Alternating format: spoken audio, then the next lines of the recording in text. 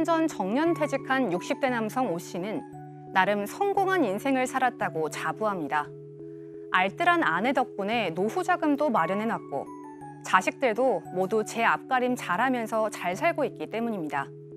오 씨는 이제부터 가지고 있는 돈으로 아내와 여행도 다니고 취미 생활을 즐기며 살고 싶은데요. 하지만 아내의 생각은 달랐습니다. 아내는 고정 수입이 줄었다면서 불안해했고 오 씨가 돈을 많이 쓴다고 눈치를 줬는데요. 얼마 전에는 오 씨가 세계 일주 얘기를 꺼내자 아내는 철없는 소리를 한다며 무섭게 화를 냈습니다. 아내 덕에 이렇게 재산을 일군 것은 사실이지만 이제 오 씨는 아내 눈치를 보지 않고 하고 싶은 것도 마음껏 하고 먹고 싶은 것도 마음껏 먹으면서 여유롭게 살고 싶은데요. 돈돈거리는 아내를 보며 이혼 생각까지 든다는 오 씨. 배우자가 알뜰함을 넘어 경제적으로 지나치게 인색한 것도 이혼 사유가 될까요? 오늘 사건 상담실에서는 최근 한 언론에 소개된 60대 남성의 고민을 자세히 알아보겠습니다. 이 3년 전 퇴직을 했다고 하는데요. 비교적 젊을 때부터 노후 준비를 잘 해왔는데 현재는 큰 어려움 없이 잘 살고 있습니다. 사실은 비슷한 60대 다른 분들이 얘기를 들으시면 조금 부러워하실 수 있어요. 성공한 인생이고 본인도 성공했다고 자부하고 있어요. 직장을 한두 번 옮기긴 했지만 평생을 아주 착실하게 일을 해서 정년퇴직을 3년 전에 한 겁니다. 60대 나이인데 할 수 있는 일을 다 했고요. 소득도 차곡차곡 모았습니다. 자, 이 서울의 괜찮은 지역에 집 한 채가 있고 그 외에 별도로 작지만 오피스텔을 하나 보유하고 있어요.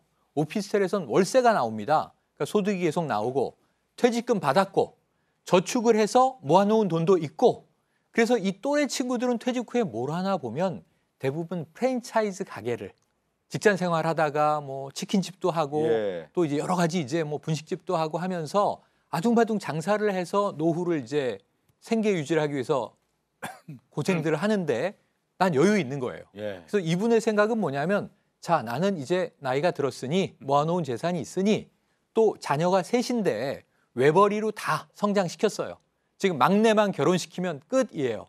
그럼 이제 나는 좀 우아하고 품위 있게 즐기며 살리라 하는 찰나입니다. 근데 보통 이게 재산의 일군 집들 보면은 남편이 이제 열심히 일을 해서 돈을 벌어오고 그것을 이제 알뜰하게 잘 관리하는 아내가 있을 때 돈을 좀 모으던데 전형적인 그런 사례예요. 그럼요. 그러니까 남편이 뭐 열심히 일을 하셨지만 혼자 보셨잖아요. 근데 아내분이 애가 셋이나 됐는데도 불구하고 글자 그대로 정말 쌈짓돈 만들었던 거예요. 외식도 잘 안 하고 애들 공부도 학원도 별로 안 보내면서 자기가 직접 가르치고 그렇게 해서 조금씩 종잣돈 모은 걸로 이제 부동산 투자 같은 거고 아까 말씀하셨던 오피스텔도 그렇게 이제 아내분이 마련을 하신 거거든요. 그러니까 사실 남편도 지금 여유로운 것은 아내 덕분이다라는 것까지는 인정을 하세요. 근데 그 은퇴한 이후에 이제 남편분 같은 경우 그런 생각을 갖고 있는 분도 계시거든요. 나 이제 돈 좀 써야 되겠다. 내가 그동안에 열심히 일했으니까 나에 대한 보상도 좀 이뤄줘야 된다. 이런 생각을 갖고 있는 분인데 이제 아내와 돈도 좀 쓰면서 여유롭게 여행도 다니고 살고 싶었는데 아내는 전혀 그런 생각을 따라주지 않았습니다. 이 남편분 이제 그렇게 생각했대요. 이제는 좀 쉬면서 가족들과 친구들하고 이제 함께 시간도 잘 못하고 여행도 못했으니까 여행도 댕기면서 맛있는 것도 먹고 좀 이제 취미 생활도 하고 좀 이제부터 좀 사람같이 좀 살아보자 이런 생각을 했다고 하는데 그 와중에 나온 생각이 히말라야도 가고 싶고 여기저기 가고 싶은 데가 많다 보니까 세계 일주입니다. 그 말을 딱 꺼냈는데 아내가 아니 당신 왜 이렇게 철딱서니가 없어? 화를 막 냈다는 거예요. 아직 막내도 장가도 안 들었고 앞으로 돈 들어갈 일이 많은데 한가한 세계 일주 같은 소리 하느냐고 면박을 줬다고 하거든요. 제가요, 저는 이제 이제 퇴직했잖아요. 우리 선배로부터 이런 말을 좀 들었어요. 남자들의 착각에 대한 얘기를 제가 들었거든요. 두 가지를. 첫 번째 착각이 뭐냐면 남자들이 직장 생활을 하다가 퇴직을 하면요. 나만 고생했다고 생각을 한대요, 그동안. 근데 사실은 아내도 같이 직장 생활한 거라는 거죠. 그렇죠. 내조하면서. 그래서 남자들이 나만 직장 생활했다는 생각 때문에 나 이제 쉴 때 됐어 이런 인식을 갖는다는 거예요. 그거 빨리 버려야 된다는 거고요. 두 번째는요. 그래서 이제 조금 전에 첫 번째 말한 거 그래서 늘 협의하고 설득시키라고 얘기하더라고요. 그리고 두 번째는 아내는 이제 내가 직장 생활을 하느라고 아내하고 오랫동안 같이 못 있어줘서 늘 내가 그리운 줄 안다는 거예요. 엄청난 착각이라는 것보다 그거는 같이 있어주면 무지하게 좋아할 것 같은데 그건 아니라는 거죠. 예. 그래서 그 두 가지를 좀 나이 먹은 사람들이 명심하라고 선배가 얘기해 주는데 맞는지 모르겠습니다. 그러네. 이분 같은 경우 그런데 여기에 이제 해당되는 분 아니에요. 아내하고 같이 여행도 좀 다니고 같은 시간도 좀 보내고 돈도 좀 쓰고 여행도 다니고 이런 생각을 하고 있는데 아내는 이게 뭔 소리야 하면서 그냥 구박하고 좀 잔소리하고 있는 상황이거든요. 근데 이게 좀 세계 일주는 조금 심한 것 같아요. 히말라야는 뭐 한번 가보고 싶은가 하고 모르겠습니다. 근데 매번 이렇게 돈 쓰는 거 관련해서 배우자가 구박하고 잔소리하면 상당히 불편할 것 같긴 한데요. 세계 일주는 조금 그런데 뭐 가까운 어떤 뭐 동남아시아라든지 이런데 한번 가는 거는 아내한테 한번 부탁을 해보면 아내가 어떻게 할지 모르겠는데 근데 매번 이렇게 안 된다, 철없다, 철이 왜 없어요 지금 퇴직까지 했는데 그럼 너무나 좀 힘들지 않을까 생각이 드네요. 예. 근데 이런 생각은 할 수가 있을 것 같아요. 어떤 분은 이제 돈을 부지런히 모아서 지금 남편분 같이 나에 대한 어떤 보상으로 여행도 좀 다니고 쓰고 싶은데 아내는 그거에 대해서 전혀 쓸 수 없게끔 만들어낸다고 하면은 갈등이 생길 수밖에 없고 이제 숨통을 조여온다는 그런 생각을 갖고 있는 거 아니겠어요? 그러니까 남편도 처음에는 이 아내분을 좀 이해해보려고 네. 했대요. 아니 고정적으로 월급이 들어왔는데 안 들어오니까 불안도 하겠지라고 했는데요. 아니 한여름에도 에어컨도 못 틀게 하니까 그리고 또 계곡 한번 가자 그러니까 아 거기 가면 다 바가지있어. 돈 아까운데 그냥 집에나 있어. 이러니까 해도 너무한다라는 생각을 좀 했던 것 같습니다. 예. 그래서 더 이상은 이해할 수가 없는 수준이다 이렇게 생각이 또 들었고요. 또 한편으로는 아 이게 내 종잣돈 그러니까 월급이 그렇지. 종잣돈이 돼가지고 이렇게 모은 건데 아 이거 다 내가 이룬 거잖아 하고 와이프가 계속 생색을 내니까 더 이상 너무 참을 수 없다. 나도 여행 다니고 싶고 먹고 싶은 거 먹고 하고 싶다라고 하면서 이제 이혼을 생각하고 있다고 합니다. 아, 그러니까 이게 아내는 돈을 집착해서 더 유지하고 더 쓰면 안 된다는 생각을 하고 있고 남편은 좀 써야 된다는 생각을 하는데 이렇게 이제 갈등이 있다 보니까 남편 입장에서는 심각한 이제 고민에 빠져 있습니다. 그 궁금증을 정리를 해볼까요? 60대 남성의 궁금증입니다. 경제적으로 지나치게 인색한 아내, 이혼 사유가 될까요? 저희가 법률적인 내용을 떠나서 그냥 남편 입장, 아내 입장에서 한번 생각해 볼 필요가 있을 것 같아요. 최영일 평론가는 이렇게 돈을 모았는데 아내가 네. 전혀 못 쓰게 한다. 어떻게 할 거예요? 그러면? 아니 여기서 기본적인 게 빠져 있어요. 두 가지 질문을 이 남편분이 하셨어야 돼요. 네. 자 그럼 나는 예를 들면 지금 오피스텔 있죠. 서울에 집 한 채 좋은 곳에 있죠. 뭐 저축해 놓은 거 있죠. 그럼 이분이 모아 놓은 게 한 얼마 될까? 한 3, 40억 될까? 뭐 그 정도 생각을 한번 해보면 아내에게 당신은 얼마가 있으면 여유롭게 살 수 있다고 생각을 하느냐. 왜냐하면 아내분의 입장에서는 본인이 그거 다 쓰려고 하시겠어요?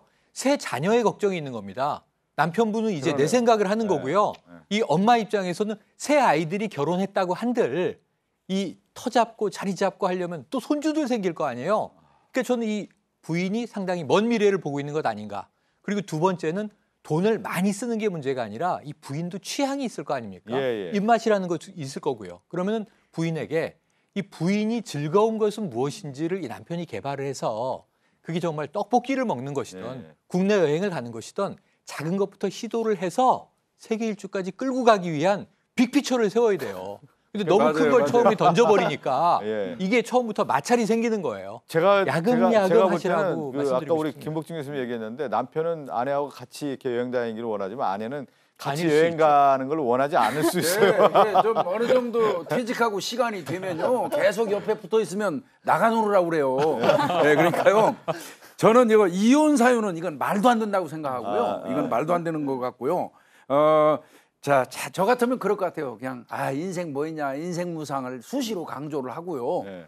그리고 당신 그동안 정말 고생 많이 했다. 네. 내조하고 돈 모으느라고 그랬으니까 이제 지금부터는 내가 여행 가면 에스코트 잘 할 테니까 심부름 잘 할 테니까 우리 여행 좀 가자 이렇게 꼬이는 게 낫겠어요. 근데 이제 김복중 교수는 뭐 이혼 사유가 절대 안 된다 했죠. 우리가 얘기하는 것처럼 혼인을 지속할 수 없는 중대한 사유라고 하는 볼때 남편 입장에 생각했을 때 나는 좀 나에 대한 어떤 인생을 노년을 나는 이렇게 설계하고 있는데 가로막는 장애 요소가 아내다 이렇게 주장하고 있거든요. 너무 많이 나갔습니다. 처음부터 세계 일주를 했다고 하면 누가 그걸 허락해 줄 배우자가 과연 있을까 생각이 드는데 또 한 가지 또 남편이 짠한 부분은 저는 에어컨 좀 그 부분은 에어컨은 좀 틀어줍시다. 아이고 뭐 그게 뭐라고 좀 이렇게 그 적당한 선을 좀 봐야 될 것 같아요. 남편이 요구하는 것도 좀 많아 보이고요. 아내분이 요구하는 것도 이 더운데 이 폭염에 에어컨을 좀 틀어주면 안 되겠나. 좀 이혼 사유까지는 가긴 어렵지만 조금 이 두 사람의 어떤 갈등을 좀 해결할 수 있는 그 중간선은 있어 보이는데요. 지금 보면은 이제 이혼 사유가 안 된다고 하지만 이제부터 시작인 것 같아요. 지금 갈등이 그런 점점 것 강해질 수는 있죠. 그렇죠. 근데 이제 우리 말씀드렸다시피 부부가 할 때 큰 의무가 부양하고 동거하고 협조한다는 게 네. 가장 큰 의무라고 하잖아요. 근데 만약에 아내는 만약에 돈을 여유 있게 쓰면서 남편에게만 이렇게 인세가 군다면 또 모를까. 같이 아끼시는 거잖아요, 지금. 그리고 그러네요. 아내가 이렇게 아끼게 된 버릇이 누구 때문에 왜 이렇게 생겼까요? 평생 그렇게 사셨기 때문에 이런 버릇이 든 거잖아요. 예. 그러니까 남편이 이제 와서 그걸 갑자기 난 할 일 다 했으니까 당신은 이제 당신도 은퇴 이렇게 할 수 있는 게 아니거든요. 예. 남편분이 조금 돈 안 드는 취미, 우리 김복주 교수님 등산 다니시고 낚시하니까 돈 안 쓰세요. 즐겁게 지내시면서도 그런 걸로 아내를 설득해 나가셔야지 지금 당장 쓰시는 건 아닌 것 같고 이혼 사유도 저도 안 될 것 같습니다. 근데 항상 미래를 걱정하다 보면 항상 돈을 쓸 수가 없어요. 모아야 된다는 강박밖에 생길 그러네. 수가 없는데 맞아요. 이럴 때는 일정 금액을요. 딱 우리 부부를 위해서 여행을 위해 쓰자라든지 아니면 저축을 하자라는 식으로 뭐 한 달에 20이든 30이든 모아서 그걸 부부를 위해서 사용하거나 아니면 아버님을 위해서 남편분을 위해서 쓸 수 있는 그 기회를 준다든지 이런 것이 좀 필요할 것 같아요. 그러네요. 지금 규민이 프로파일러가 잘 딱 제안을 모아서. 했는데 남편이 이렇게 원하는데 나 해외여행 가고 좀 쓰고 싶다라는 생각하면 아내에게 좀 설득력 있게 얘기를 아니, 해야 될 것 같아요. 내가 설득해야죠. 일정 부분은 이 정도는 내가 쓸 수 있는 한도를 정해달라. 그렇죠. 설득을 할 때 이렇게 하라고 제가 참 말하기 좀 곤란한데 이혼 얘기를 일단 한다면요. 이혼을 하게 되면 지금 대부분 재산 자체가 아내 이름으로 돼 있고 본인은 뭐 할 수 있는 어떤 운신의 폭이 거의 없습니다. 그때 얘기를 좀 해야 되겠죠. 예. 만약에 이혼하게 되면 그 재산 절반은 내 거다. 그래 미리 조금 나 이혼하기 전에 그 돈 주는 게 맞지 않나라고 반협박을 한다 그러면 아내 입장에서도 약간은 허락을 할 것 같아요. 뭐 세길주는 저는 안 된다고 봅니다. 동남아부터 천천히 밟고 가야지 세길주 갑자기 갈 수는 없는 거고 이분은 그렇게 하다 보면 되지 않을까 생각이 근데 듭니다. 남편분이 좀 착했던 것 같아요. 모든 예. 재산을 다 아내의 명의로 했다라는 것은 아니, 그만큼 또 이렇게 잘한 거죠, 성실하게 그거는. 산 거 아니겠습니까? 근데 내가 퇴직을 하면서 이제 퇴직을 딱 하면서 아까 말씀드린 것처럼 네. 남자들이 내가 고생했다고 생각을 하는데 그거 빨리 바꿔야 된다. 예. 혼자 고생한 거 아니라니까요. 그래요. 뭐 그나마 이제 명의는 아내분으로 다 돼 있다고 해도 아시겠지만 이제 오랜 동안 같이 예. 사셨기 때문에 남편이 종잣돈 만들어준 기회는 있거든요. 그러니까 그 부분을 뭐 박지훈 변호사 얘기했죠. 이용은 하면이란 전제는 달지 마시고 예. 나도 기여한 게 있으니까 조금만 나눠줘라 이렇게 하시죠. 그러네요. 자기가 이렇게 이제 평생 살아왔고 일을 열심히 해왔고 퇴직한 가운데 그러면 내 인생에 좀 여유를 찾고 싶다. 그런 권한을 나에게 좀 줘라. 나 그런 권리가 있다라고 좀 아내에게 얘기해서 일정 부분은 좀 아내에게 할애를 받는 배분을 받는 그래. 그런 현명한 선택이 필요하겠습니다. 함께 사는 세상으로 갑니다.